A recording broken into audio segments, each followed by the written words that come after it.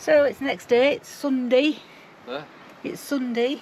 Sunday, welcome to Takaroo. And we're just going to go for a walk to the visitors centre. So we're just going to get locked up and on our way. A bit better day today, but it is starting to cloud over a bit. I wonder whether I should put my coat, but... Bit late now, honey. Yeah, we're just following the path down. Lots and lots of bikers out. Hey, there he is. Come on, trouble. Lots of mountain bikers out today, isn't there? But not as muggy today either, is it? That's for sure. That's for sure, it's muggy or not. We're having to keep our eyes and ears open for bikes because nobody has bells anymore. No, this is a He made footpath. me jump. This bit's a footpath. This is a footpath, is it? Yeah, right. Cycle paths everywhere, and then they've got. It's debatable, isn't it? Difficult for them to tell. Yeah, I suppose it is. Suppose. We just got down to the main road. Just need to get across to here. It's too bad a walk, do you? I went left down here. You went go where? That straight on, I don't know which way you go. Straight on. Straight on. Yeah, just straight on. So when you come off the main road, there's a path there, but you want to go towards your right. Watch out for the mountain bikers. There's people coming down.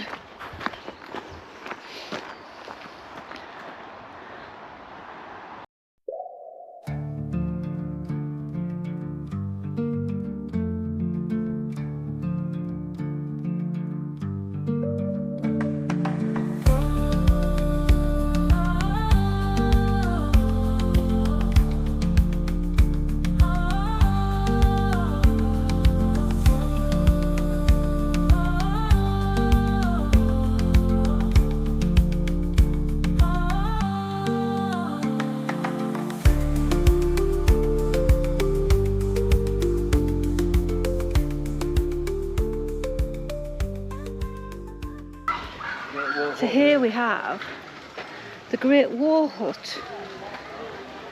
So during the Great War, two huge army training camps were built on Cannock Chase, Brockton and Rugley camps. The hut at the visitor centre was originally situated at one of the camps and has been carefully restored as it had been during the war. Got a little display in here. Work our way around.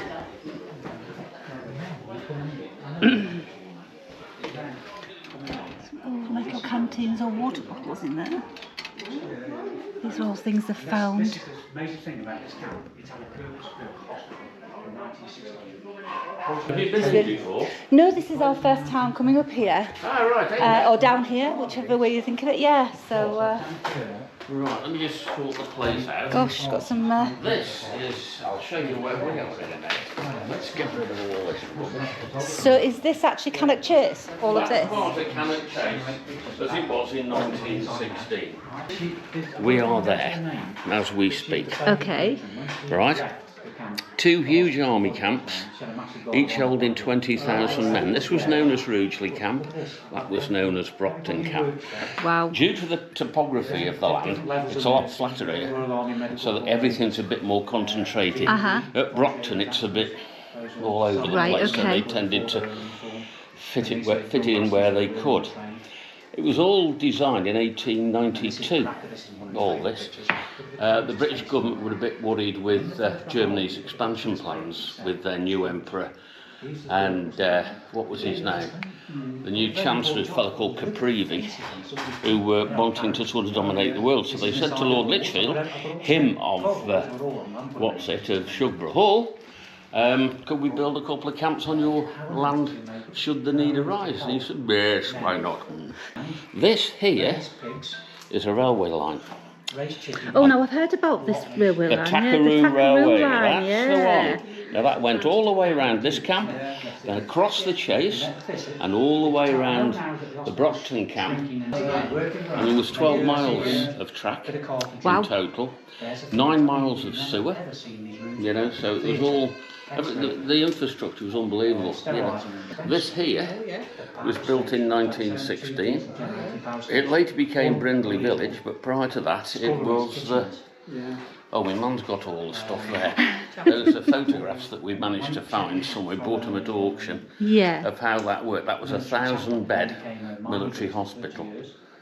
After the war, they kept it open until I think about 1926. I might be wrong, it could have been 22. I'm not quite sure of the dates. They knocked half of it down, and the other half, they were things. These are 60 foot long, these huts, and this is an actual hut. The ones, these huts here, were 120 feet long, so they were... So twice as long as these, Yeah, well, that's why they got 1,000 men in. Gosh. So it had about 2 camps, linked by railway, own hospital. Yeah. Wow. They had also Boots, the chemist. They had one of them on site. Lloyd's Bank, post offices, places of worship, because there was various, you'd have Methodist Church of England, Jewish, everything. There were little huts, they were just down as religious huts. Yeah. And they'd have a different one for here, there and everywhere. You don't realise what's on your doorstep, do you? No, and then with it being all designed in 1892, the only thing they didn't put in, which they did when they were building, was a telephone system. Right. Every hut had a telephone in 1916, so they could, the NCOs could talk to each other. Yeah, yeah. We'll be up at the firing range later, or what time are you going,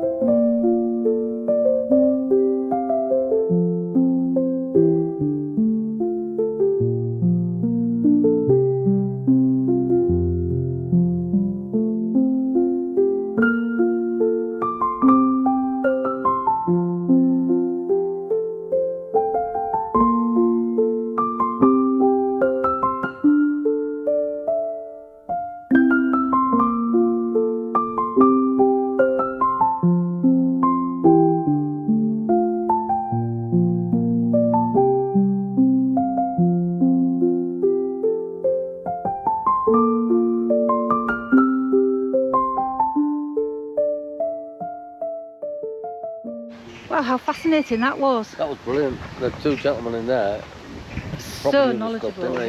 You wouldn't believe how much, you wouldn't believe how much has gone on here. Massive, massive site. So the Messines model, in June 1917, the New Zealand Rifle Brigade helped capture the Belgian village of Messines on the Western Front. Following this success, the Reserve Battalion constructed a scale model of the Messines battlefield in the grounds of Brockton Camp. Yep. Measuring at least 1,225 square metres and featuring a replica trenches, buildings and roads, the model was used by the regimental school to help officers and NCOs understand topography. Brilliant. But yeah, well worth popping here and brilliant. The guys in there know the stuff. They do know the stuff. So the Enfield. So I saw you with the Enfield, the chap with the rifle. Yeah, the Enfield. Yeah. It's all the magazine of, he said 10 rounds or something. I said, oh, is it 7.62? He said, oh, he don't know. He didn't know what it was, calibre wise. Because I heard him firing it. I could hear him going click, click, and he click, says click, they trained click. them to fire with the middle finger. The middle finger? Yeah, because normally you fire it with your index finger, wouldn't you, this way? But you fire it with your middle finger so you can recoil, so you can keep it up in the air, fire with your middle finger like that, and then fire, so you can recoil it and reload basically. So reload with your index reload finger. with your index finger and your thumb, and fire with trigger with your middle finger. Whereas the Germans had to bring the rifle down to cock it, because it was that long, the cocking handle was that long, they couldn't do it from being in sight. So yeah, and he told me another fascinating fact, that they used to the little scopes, little telescopes that they used to put out the trenches. The German snipers used to fire at them, and by doing so, they give themselves away, because you could see where you could tell where they were firing from. Okay. So Germans cottoned onto this, and they was told, don't fire at the telescopes anymore. Do not fire at the telescopes. Because they were giving themselves away. Yeah, they was giving themselves away. So, what the English did, and there was loads of women volunteered. They made these papier-mâché heads, realistic heads of soldiers. Really? And they stuck them up in the air above the trenches, and the snipers used to fire at them. And while I was firing at them, the telescopes went up at the same time. They weren't firing at the telescopes, they was firing at these dummy heads. But the scopes knew where they was firing from. That's how they did. Good heavens, how It's clever. like amazing. I was like, wow. And there's a picture of all these women making these papier-mâché heads.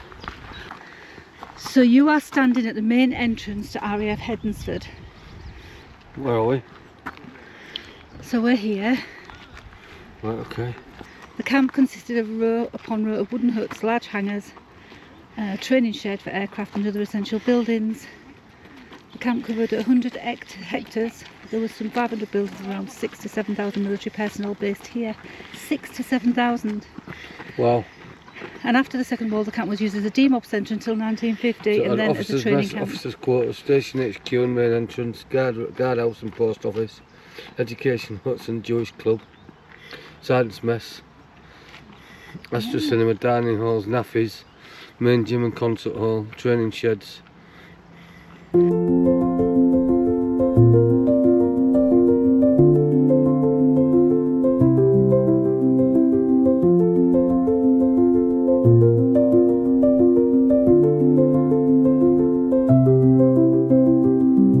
Here we are at point C. Continue on to the T-junction where the educational hut stood in a row on the grass opposite. Amongst these buildings are the camp's own synagogue and Jewish club, and all Jewish RAF recruits were posted to Hednesford for this reason. Yeah.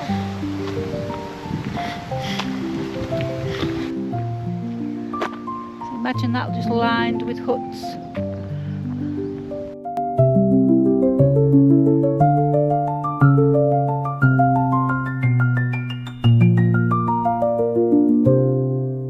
Hard to believe that there was so many people stationed here when you look at it today. So we're at point D, Dave. What does it say on the map? Point D. Point D. Point D says. Point D. Row upon row of billets. One stood here. Either side of the road. The road to your left shakes around. Snakes around even. To the site. I can't read when I'm walking.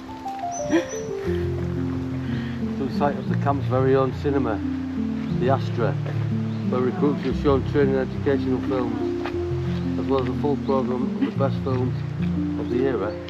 Turn right here and follow to the end. Bear right, then shake your face left. Follow the marker post at the end. Turn left and follow the next track. So what are Nissan huts? The single-storey huts that used to house the men with the beds and the washrooms and stuff. Yeah. You used to call them billets, if you like. And they were like either side of here, was they? It was either side of this, row upon row of either side of this track. This is where they used to house them. So they would have lined all of this. Down either side of this path. Yeah. Or this road, or whatever it would have been. It would have been a road, wouldn't it? Would have been a road, There yeah. we go. What's in here then? Oh, it's a cattle grazing area. Come on. We won't be going visiting no cows because I don't do cows. Cows in there.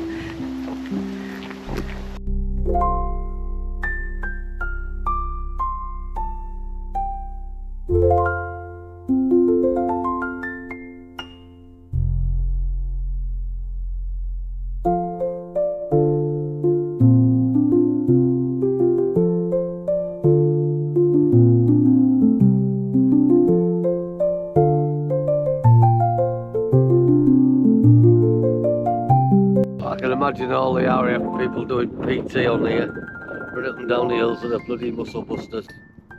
Muscle busters, that's what we call them. Right. PTIs. So Physical training instructors. shall we head off up that track?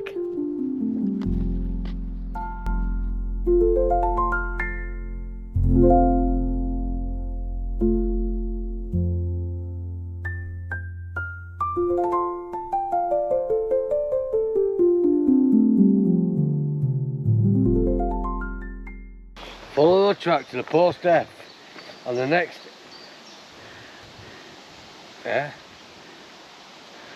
interpretation board. The area to the left continues Bellman and Haldy training sheds and hangars where the ground crews led their trade. So there is an airfield here. Right. Okay.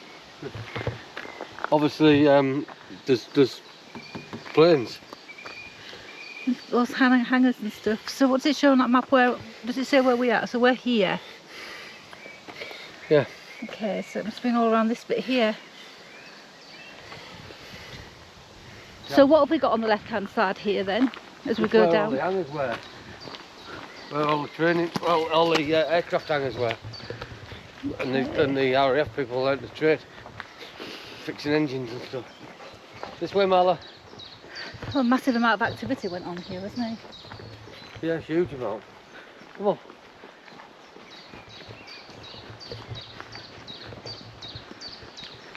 So we've done a bit of a loop, haven't we? Yeah, we've done a massive loop. A bit of a loop.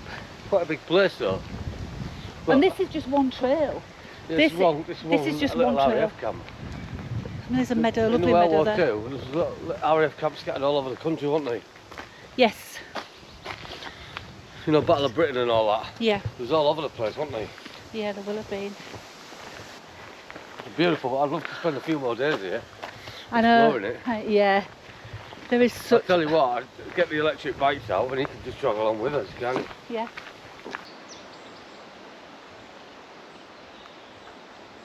As So- you continue along the road, you pass through Goon Valley. So we're at point H. Yeah. Named after the show of the time, and where on your left the Camp Assault Coast stood. So on your So left is where the Camp Assault Coast on the stood. left over there. Okay. At the top of the hill, take the second track. On your right, at this crossroads, down the track and to the left is the site of the camp hospital and sick quarters. Okay. Down there somewhere. It's just such a beautiful, beautiful place. And I think this is the end of the trail. Yeah, it looks like that's Looks the, like it, doesn't it? looks like that's the thingy centre, doesn't it? The toilets. It does, yeah. We'll tell you a bit later on how long it took us, because we never planned to do this trail. We seem to be very ad hoc at the things we do, don't we? We just go with it, don't we? We just go with the flow. We find something, we go, yeah, let's go do it. So we are back at the Heritage Centre. Heritage Centre, Visitor Centre. Visitor Centre. Come on then, you. So that was the RAF Hednesford Trail that we've just done. A fabulous walk. It's a circular walk, 2 miles. Takes about an hour, but that depends how many times you How much stop. you stop and take it in and everything else, and look at the little boards and read the boards and everything. So And try and imagine what was there in place of what is now nature. So we're going to go and grab a coffee now. We're going to leave this video here. Hope you've enjoyed it. catch you If later. you like what you've seen, please give us a thumbs up and subscribe. Coming on our next one, we're going to go and visit the German cemetery and the Commonwealth cemetery. So please keep an eye out for that video, and we'll see you next time. Yeah, don't forget, guys, comments below. Anything that you like, you can subscribe. Costs nothing. And it Love you helps to us. bits. Yeah, it's Yeah. free.